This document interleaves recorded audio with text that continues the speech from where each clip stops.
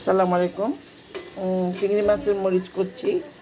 এখানে এখানে আছে টমেটো, তারপরে কাঁচামরিচ, ধনিয়া পাতা, পেঁয়াজ, রসুন, তারপরে অল্প অল্প মশলা সবই দিয়েছি, শুধুমাত্র আদা ছাড়া।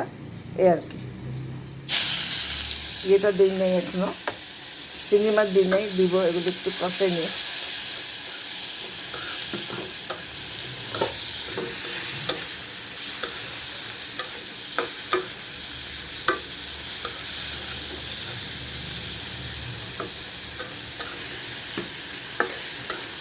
খুব সহজ করা, একসাথে মেখে করে ফেলতে হয়।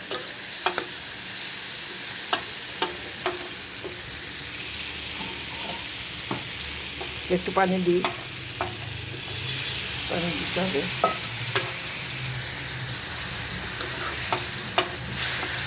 10 মিনিটে করা যায়।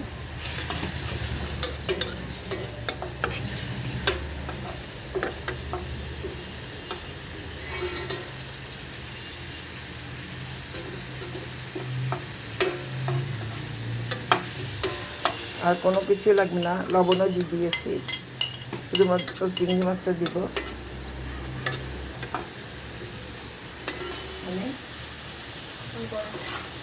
কেমন করে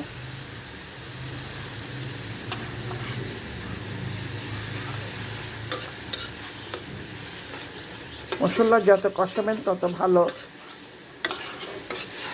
টেস্টটা বেড়ে যায়।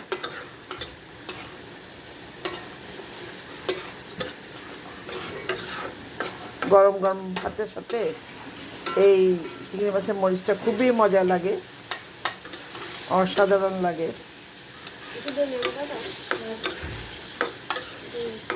আনতে হবে, আনাবো।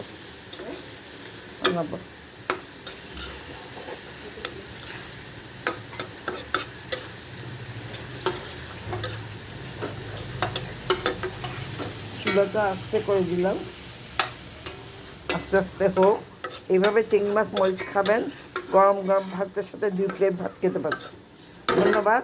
সেহরি এবং রাতে ভাত এই ধরনের চিংড়ি মাছ বা শুটকির মরিচ বা একটু কচুর শাক, এগুলি ভালো লাগে। আর কারণ তৈলাক্ত জিনিস খেতে খেতে বিরক্ত হয়ে যায় সবাই, এই আর কি। আর এই খাওয়াতে মজাও আলাদা, খরচও কম, সহজ করা, সবাই মোটামুটি পারে করতে চিংড়ি মাছের মরিচ। বেশি ঝাল দিলাম না। ভালো থাকবেন। আসসালামু আলাইকুম।